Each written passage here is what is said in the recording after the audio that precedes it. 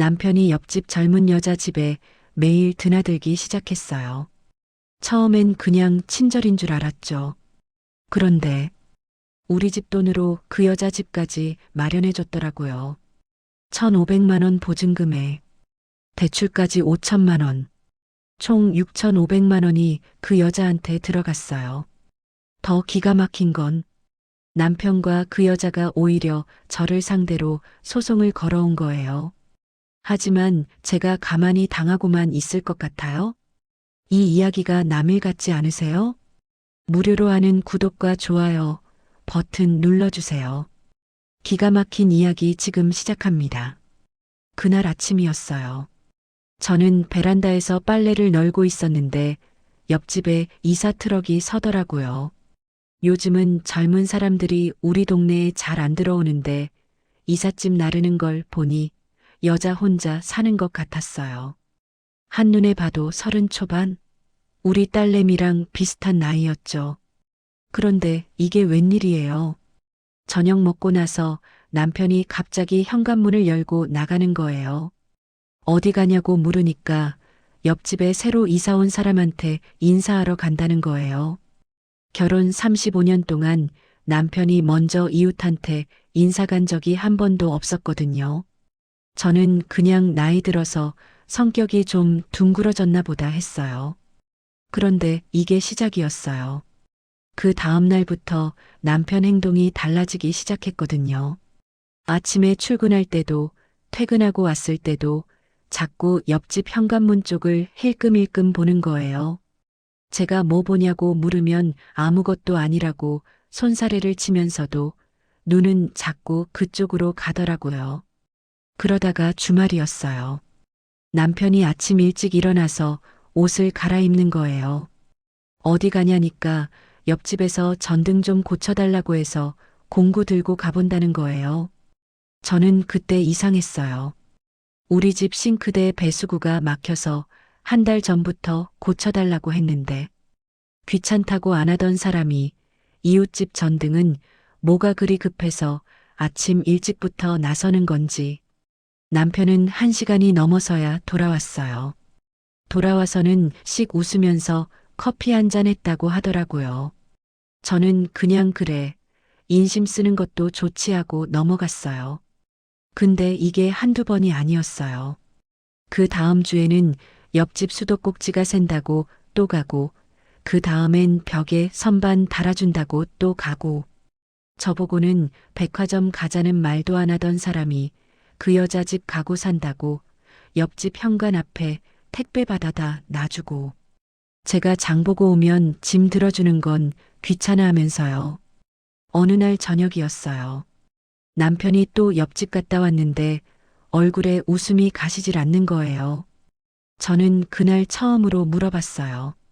당신 요새 옆집만 가면 왜 그렇게 들떠 있어? 그랬더니 남편이 버럭 화를 내더라고요. 이웃 좀 도와주는 게 뭐가 문제냐고, 당신은 왜 그렇게 속 좁게 구냐고.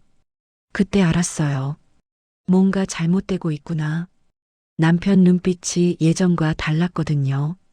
젊은 날 저를 보던 그 눈빛이 이제는 옆집 젊은 여자를 향해 있었어요. 제 가슴 속에서 뭔가 서늘한 게 올라왔지만 저는 아직 확신할 수가 없었어요. 그저 의심만 자라날 뿐이었죠. 그 여자 이름은 지은이라고 했어요. 어느 날 복도에서 마주쳤을 때 제가 먼저 인사를 건넸거든요. 예쁘더라고요. 요즘 젊은 애들처럼 화장을 진하게 하는 스타일은 아니고 수수한데 어딘가 묘하게 사람을 끄는 구석이 있었어요. 항상 남편분이 잘 챙겨주셔서 정말 감사해요. 혼자 사는데 이렇게 도와주시는 분이 있으니까 든든하네요. 지은이가 제게 그렇게 말하는데 저는 웃으면서도 속으로는 뭔가 이상했어요. 항상이라는 말이 걸렸거든요. 제가 아는 것보다 훨씬 더 자주 남편이 그 집에 드나들고 있다는 얘기잖아요. 그날부터 저는 남편을 유심히 지켜봤어요. 남편은 제 부탁은 다 귀찮다는 듯이 하면서도 그 여자한테서 전화만 오면 벌떡 일어나서 현관으로 나가더라고요. 한 번은 제가 물어봤어요. 지은 씨가 뭐 또 고쳐달래? 그랬더니 남편이 짜증을 내면서 여자 혼자 사는데 당연히 도와줘야 하는 거 아니냐고 하더라고요. 어느 날 저녁 남편이 없는 사이 옆집 현관문 앞에 택배가 와 있길래 대신 받아뒀어요. 박스에 적힌 내용을 보니까 에어프라이어더라고요. 비싼 거였어요. 나중에 남편한테 물어봤죠. 옆집에 에어프라이어 택배 왔던데 지은 씨가 주문한 건가? 그랬더니 남편이 잠깐 당황하는 표정을 짓더니 자기가 선물로 사준 거라고 하는 거예요. 선물?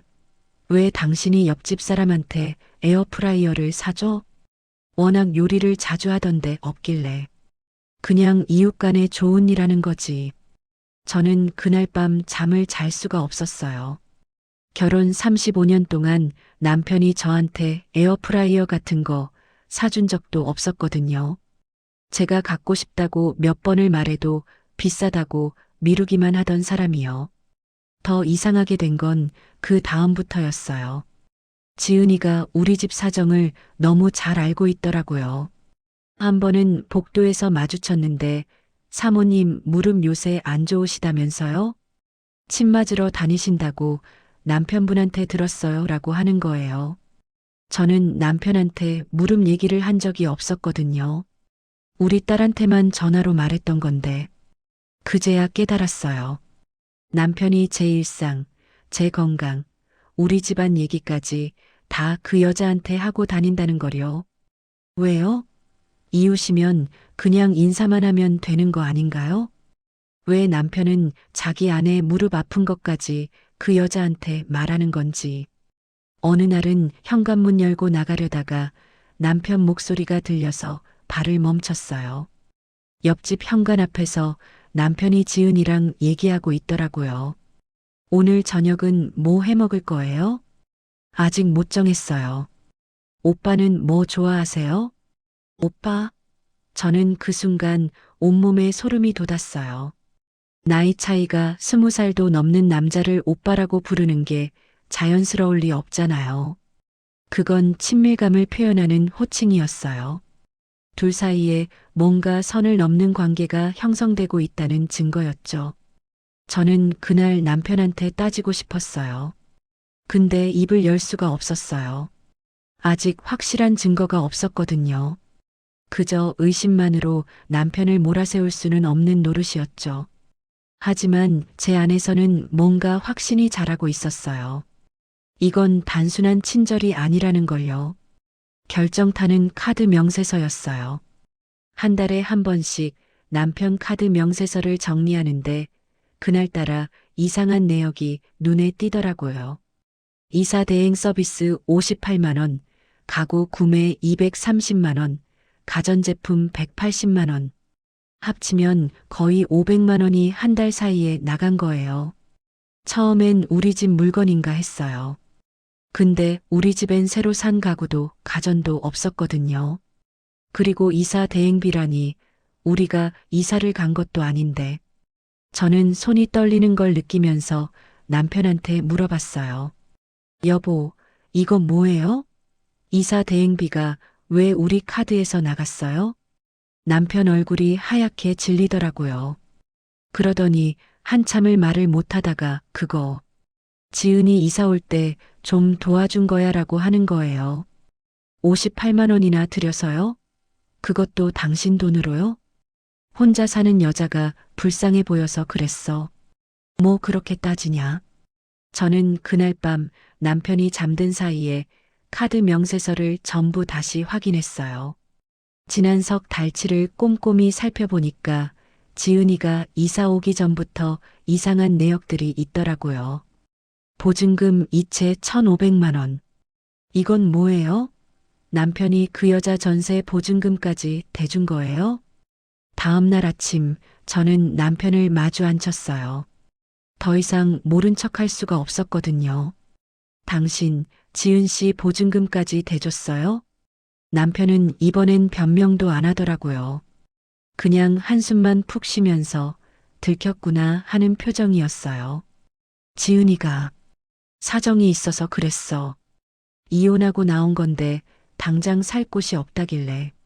그게 당신이 나설 일이에요? 1,500만 원이나 되는 돈을요? 갚는다고 했어. 나중에 다 갚겠다고. 저는 그때 알았어요. 이건 단순히 돈 문제가 아니라는 걸요. 남편이 그 여자를 위해 보증금까지 대줬다는 건 둘 사이에 이미 뭔가 깊은 관계가 형성됐다는 증거였어요. 그리고 그 여자를 우리 집 바로 옆으로 들여놓았다는 건 이게 우연이 아니라 치밀하게 계획된 일이라는 거였죠. 저는 더 파헤쳐 봤어요. 남편 핸드폰도 몰래 확인했어요. 카카오톡 메시지는 다 지워져 있었지만 통화 기록은 남아있더라고요. 지은이랑 하루에도 대여섯 번씩 통화한 기록이 있었어요. 한 번은 새벽 2시에도 통화했더라고요. 그게 이웃 사이에 할 통화예요? 은행에도 가봤어요. 우리 공동 계좌 말고 남편 개인 계좌 내역을 확인해 보니까 매달 50만 원씩 지은이 계좌로 송금되고 있었어요. 생활비라는 메모와 함께요. 저는 그 순간 정말 눈앞이 캄캄했어요. 남편이 그 여자한테 생활비까지 대주고 있었던 거예요. 집에 돌아와서 남편한테 다 털어놓으라고 했어요. 이제 숨길 것도 없잖아요. 증거가 다 있는데. 남편은 한참을 입을 다물고 있다가 결국 다 인정하더라고요. 지은이랑 사귀고 있어.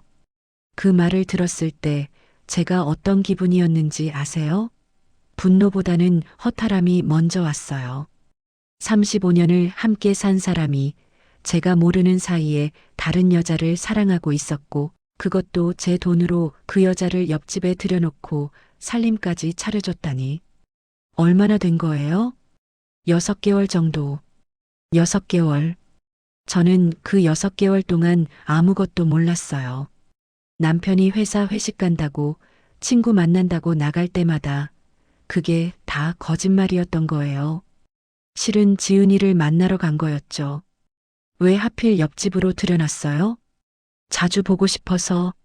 저는 그날 처음으로 남편한테 소리를 질렀어요. 35년 결혼 생활에서 한 번도 큰 소리 내본 적 없는 제가 그날은 참을 수가 없었어요. 남편은 아무 말도 안 하고 그냥 나가버렸어요. 어디로 갔을까요? 당연히 옆집이었죠. 저는 변호사를 찾아갔어요. 더 이상 참을 수가 없었거든요. 변호사가 제 얘기를 듣더니 증거를 더 모아야 한다고 하더라고요. 카드 명세서, 통화 기록, 송금 내역만으로는 부족하고 둘이 만나는 장면이나 메시지 같은 게 있어야 한다고요. 그래서 저는 집안에 몰래 녹음기를 설치했어요. 거실이랑 침실에요. 남편이 집에서 지은이랑 통화할 때를 대비해서요. 그리고 며칠을 기다렸죠. 어느 날 밤 남편이 또 지은이한테 전화를 했어요. 저는 침실에 있는 척하면서 녹음기를 켜뒀어요. 응, 나 지금 집에 있어. 오늘 좀 피곤해서 일찍 들어왔어. 보고 싶은데. 잠깐만 나올 수 없어? 아니, 오늘은 안 될 것 같아. 와이프가 의심하고 있거든. 그럼 언제 만나? 나 오빠 보고 싶어 죽겠는데. 저는 그 대화를 듣는데 심장이 터질 것 같았어요. 하지만 꾹 참았어요. 증거를 모아야 하니까요. 그런데 더 큰 충격은 그 다음이었어요. 남편이 또 다른 전화를 받더라고요. 은행에서 온 전화였어요. 네, 맞습니다. 대출 실행해 주세요. 네, 5천만 원이요. 저는 그 말을 듣고 귀를 의심했어요. 5천만 원을 대출받는다고요? 뭐 때문에요? 우리 집에 대출받을 일이 없는데요. 다음 날 저는 은행에 직접 가서 확인했어요. 남편 이름으로 5천만 원 대출이 실행됐고 그 돈이 전부 지은이 계좌로 들어갔더라고요. 대출 용도는 전세자금이었어요. 저는 그제야 전체 그림이 보였어요.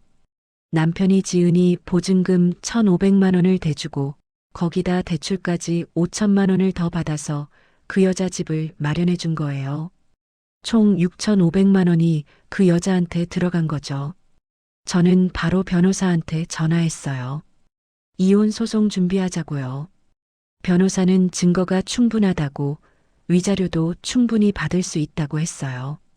그런데 그때였어요.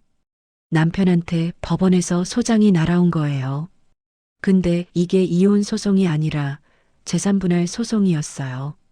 남편이랑 지은이가 저를 상대로 소송을 건 거예요. 소장 내용을 보고 저는 기가 막혔어요. 남편이 지은이한테 준 돈이 증여가 아니라 투자라고 주장하는 거예요. 그러니까 그 돈은 남편 개인 재산이고 제가 이혼하면서 그 돈을 가져갈 수 없다는 논리였어요.